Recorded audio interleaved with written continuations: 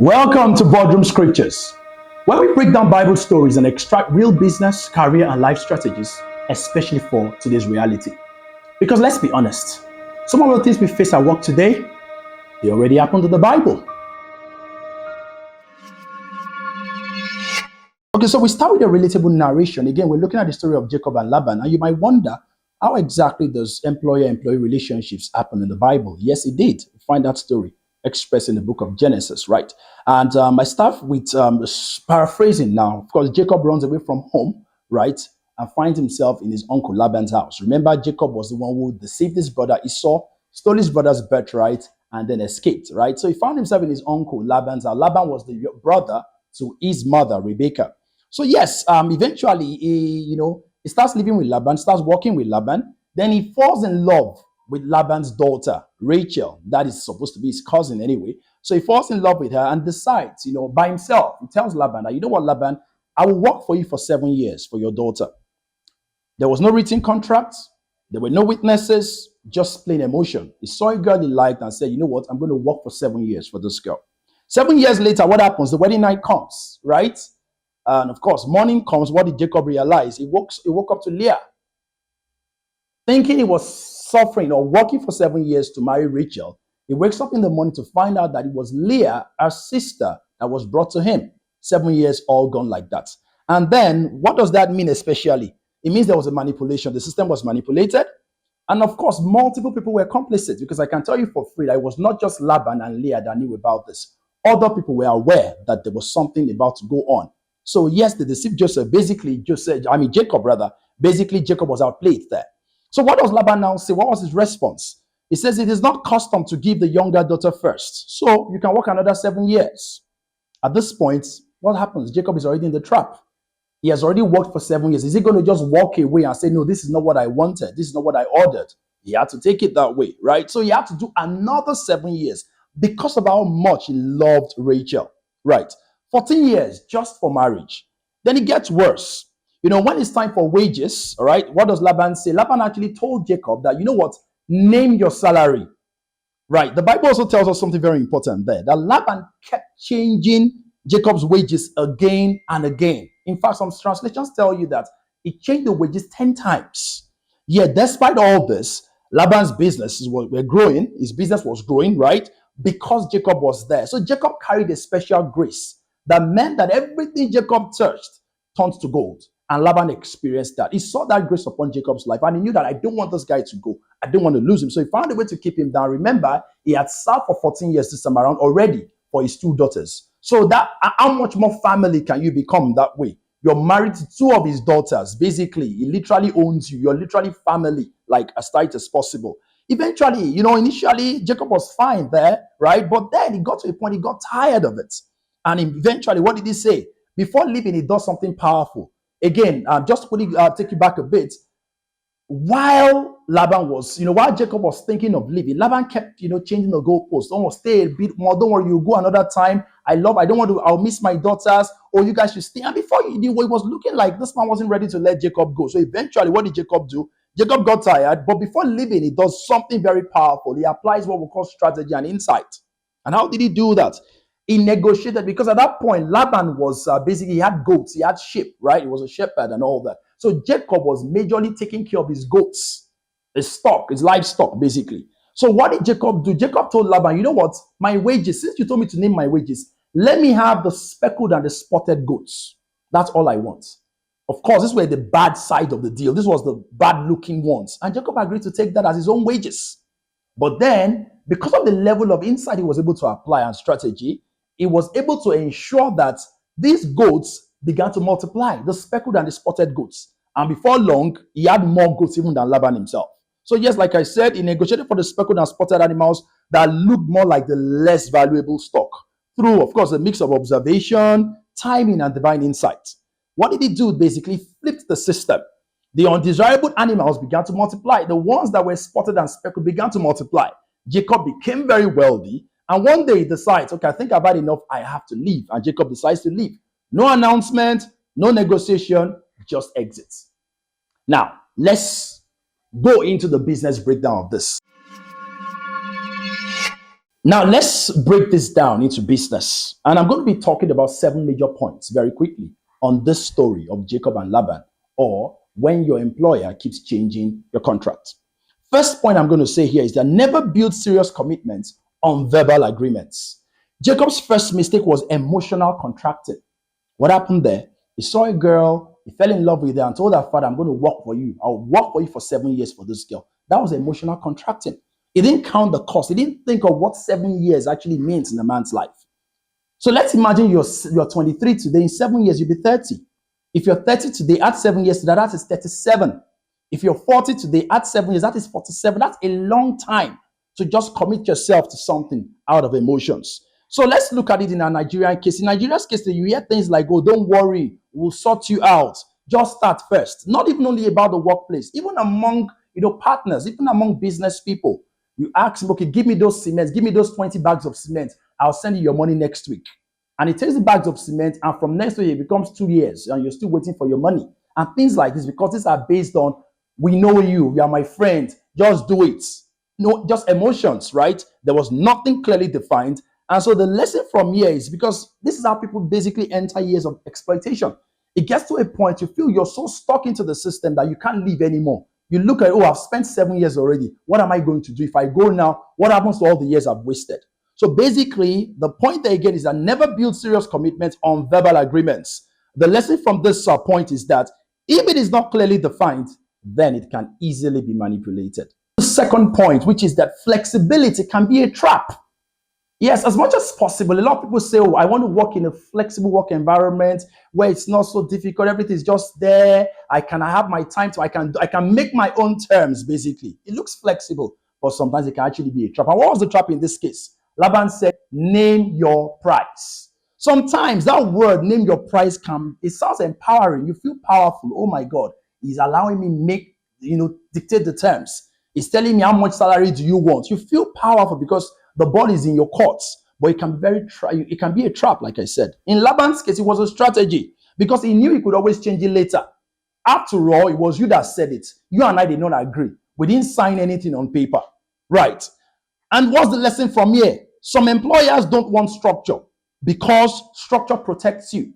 That's one of the reasons why it's very, very important. Before you go into any business agreement, employee-employer agreement, have something on paper. There has to be something that defines the terms. It might be as little as an email or a WhatsApp conversation. There must be something that defines the term, that this is what we have agreed, memorialized, written down, stated. It could be a voice recording, but there must be something that backs it up so that eventually it's not looking like, oh, it was you that said this, I didn't say that. The third point there, which says that value does not always equal reward. Now, let's look at this very well. Laban prospered because of Jacob. We established that fact already. But Jacob wasn't being rewarded fairly. It wasn't being rewarded fairly, and this is very common. You find yourself in situations where you help grow the company, or because of your inputs, your connections, that business is able to flourish. But at the end, what happens? You grow the company, but you cannot really see any real value that is coming to you even from that relationship. This is what happens a lot in businesses, right? Same thing that happened with Jacob. Jacob found that Laban kept increasing. He was slaving and slaving. Eventually, Jacob spent 20 years working for Laban. Technically, 14 years for each of his daughters, 7 years for each of his daughters. That's 14 years, even though technically it was one daughter he actually wanted. And of course, another extra 6 years taking care of Laban's goats. It was that period Jacob made that deal that changed his life. So Jacob, after slaving for 14 years, was able to change his life for the next 6 years. Right. The lesson from this point is that being valuable is not enough. You must also position yourself to capture value. It's not enough for you to add value. You must also get value. If you're not getting value from that relationship, then you need to think about it again. The fourth point here, remember I said there were 7 points. So point number 4, emotional decisions are expensive. This is very important to note. When you make decisions out of emotions, it could be very costly. And we saw that in the life of Jacob. Jacob made an emotional decision, agreed to serve a man for 7 years for his daughter. At the end of 7 years, they changed the terms of the contract, but he felt he was already stuck. He had to do another 7 years again, in total 14 years, because he made a decision out of emotion. What if he had told Laban, okay, Laban, I want your daughter, but I will do this? There could have been something else. There could have been another way to negotiate, not pledging and committing his life for that long because he made an emotional decision. And he even goes further than that because that decision, like we said, he chose Rachel emotionally. The decision cost him 14 years of his life. He went through emotional stress. Just imagine how long he had to wait. Even Rachel herself, waiting for the love of her life for 7 years. And at the end of 7 years, only to be told that, oh, you are not the one, we'll give your sister to him. Let him do another 7 years for you. So technically, both of them, Jacob and Rachel, loved each other so much and waited for each other for 14 years before they could consummate that relationship. Look at that, because an emotional business decision was made. He ended up having a complicated family structure. The same Jacob will eventually have Leah, who will give birth to 6 children for him. Later on, have Rachel's maid, because out of frustration, because Rachel's case is very, very peculiar and very, very painful. You know, when they say Owaye, for those who understand Yoruba, it's a very similar situation. Because look at Rachel's case. She waited for 14 years for this man. For the first 7 years, she was shortchanged. Maybe she was even I'm sure she was part of the conversation. But then she was the younger sister, so it was easy to, put her down the pecking order. Eventually, she gets married to this guy. And she waits for another number of years. So right in her presence, her sister gave birth to 6 children. Later on, out of frustration, she gave her maid to her husband, Jacob. Okay, you know what? Since I don't have any children, let my maid, go into my maid, at least. Maybe I have children through her. The maid had 2 children for Jacob. Leah too also felt, okay, let me do the same thing my sister. Let me also bring, even though she already had her own kids. Leah also brought her own maid, Zilpah. Rachel's maid was Bilhah. Zilpah also had 2 additional children. So in total, Jacob had 10 children from 3 different women. When all the only plan was to marry his one true love, Rachel. Eventually, Rachel had a child who was Joseph. After so many years, but even while Joseph was still, in infancy, still growing, she had the second child she was going to have. She got pregnant for the second child, Benjamin, and she died in the process of childbirth. Very, very sad story. Basically, like a love story that was never meant to last between Jacob and Rachel. And what happened? Jacob had to give the rest of his love. The love he had for Rachel is what he now poured into the life of that young boy, Joseph. Even though eventually the brothers, a lot of enmity was brewing because Jacob himself was also not very, very smart with managing the situation. You don't show so much favoritism to a child at the expense of the other children. But Jacob didn't see it that way at that point, and it made his brothers hate him so much that he would eventually sell him into slavery. But that's another conversation. Basically, the point here is that emotional decisions are expensive. And the lesson from here is that not every good desire should dictate your business decisions. It might be good, you might like it, you might have a passion for that thing, but you want to be careful. Passion and business are 2 different things. Your passion might not profit you eventually, so you want to be very, very careful to ensure that whatever decision you're making is not just based on emotions, but based on a wise and well thought through process. So now we're going to the 5th point, number 5. Point number 5, intelligence plus spiritual insight is an advantage. Basically, intelligence plus spiritual insight is equal to advantage. So Jacob didn't just pray, if you notice. Remember, he had gone to fight for his destiny at Bethel and all that. But he didn't just pray, he observed patterns. As you notice in the case of the goats, the speckled and spotted goats and the fresh goats, he was able to observe patterns. Okay, and what did he simply do? He noticed, he studied them and noticed they had a mating pattern. There is a particular way they mate under particular conditions. And all he had to do was create an enabling environment such that those goats will be forced or will want to mate in those conditions. And their results were speckled goats. You can read more of that in the Bible.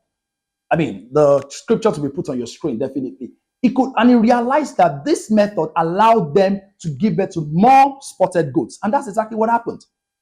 Right? He applied what? Insight. He didn't just pray, he observed patterns and he applied strategy to it. And then God blessed it. The Bible says the blessing of the Lord maketh rich and addeth no sorrow. You might have all the strategy, all the plans, all the finesse, all the brilliance, all the excellence. If God doesn't put his blessing on it, it might end up becoming zero at the end of everything. Because we live in a wicked world where a lot of things don't go the way you plan. But once God puts his hand on it, it's a done deal. And the lesson from here is that faith is powerful, but applied intelligence multiplies the results. Faith is powerful, but when you apply intelligence, it amplifies, it multiplies the results. And now we go to point number 6. Know when it's time to leave. Know when it's time to leave. Jacob stayed 20 years, but eventually recognized this environment will not change. And he left. So a lot of times we find ourselves in business situations, business partnerships, contracts, deals with clients, with vendors. And you know this business is not looking like it. This is not what you signed up for. It's becoming either more toxic or the client or the vendor keeps reneging on agreements, keeps messing up, and you're not happy. Basically, you've lost your peace because of that business arrangements. There are times if you can stay and manage the situation, basically you have to just look at the pros and the cons. About it's not everything you just up and leave.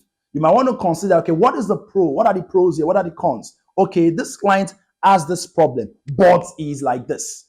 For example, we once had a client who wasn't paying so much, but this client alone referred about six of our highest paying clients. A client like that, you don't want to throw that client away. The client might not be paying so much. It was not a very, very good relationship between us because they would delay, they would not pay early, they would still negotiate ridiculous fees, but they had connections. So we're able to milk that relationship. In some cases, it doesn't work that way, and you know that, look, it's time to, leave this relationship. The lesson from here is that loyalty is good, but staying in a system that keeps reducing your value is not wisdom. If you're in a system, either a work environment or a relationship or a business arrangement that keeps reducing your value, keeps making you look down on yourself and like, no, I'm not doing well enough. This is not how it should be. Why do you want to stay in such? It's not wisdom. It's not wisdom, especially when it keeps reducing your value and making you come out as less than you actually are. I believe that every relationship, there should be value. You should be able to value every business relationship. Where it is not valued, it is not worth it. And we go to point 7, the final point, right? Silence can make you complicit. I want to look at the lesson from Leah there. Leah said nothing, and it changed 3 lives forever. Now let's talk about it. Remember that very night of the wedding, when Jacob was supposed to get married to Rachel, they brought Leah instead. And maybe the tradition back then means that in the night, when they bring your bride, you don't get to see the face of your bride until the next morning, I guess, I'm assuming, right? And Leah was brought to Jacob. So Jacob did not know, as far as he was concerned. Remember, he had not even been intimate with Rachel before. She was only betrothed to him. So he did not know what she looked like. I mean, at least in intimate form, right? So he went into Leah and all of that, and Leah kept quiet. It was the next morning Jacob realized, oh, this is not Rachel, this is Leah. So now, imagine Leah that very night. I told Jacob, it is me, Leah. I am not Rachel. Just so you know what you're doing. Would it not have been a better scenario than keeping quiet, allowing Jacob think that, oh, this is Rachel? That was deception, and Leah was also complicit. She kept quiet. But remember, it did not end there. It changed 3 lives. It changed Jacob's life because Jacob ended up marrying someone he didn't want to marry. It changed Rachel's life. She ended up losing the love of her life and having to wait for an additional 7 years. In fact, she was barren throughout when they even got married for a long stretch. He also changed Leah's life herself, and I'll tell you how. Because Leah became the woman who was not loved. Jacob never loved her. If you even look at the story very well, when she gave birth to her children, she gave birth to Reuben, say, oh, my husband will love me now because I have born him a son. She gave birth to Simeon. Oh, my husband will do this. My husband, because she gave birth to Levi. She gave birth to Judah until she had 4 sons and said, I know my husband will love me now because I have born him 4 sons. But in spite of all that, Jacob never loved her. His heart will remain on Rachel. So it changed 3 lives, basically. It changed the lives of both Jacob, Rachel, and Leah herself. Leah ended up being a woman who was not loved. Even after 4 children, she kept testifying and telling herself that now that I give birth to the first son, the second son, the third son, now my husband will love me. But Jacob never loved her still. It got to a point that when, her children were much older, that's Leah's children, one of the sons went to the farm and came up with mandrakes. And Rachel, who was barren at the time, saw it and told Leah that, oh, please, can I have some of your son's mandrakes? And what did Leah say? Leah said, oh, the same way you took my husband, now you want to take my son's mandrakes, right?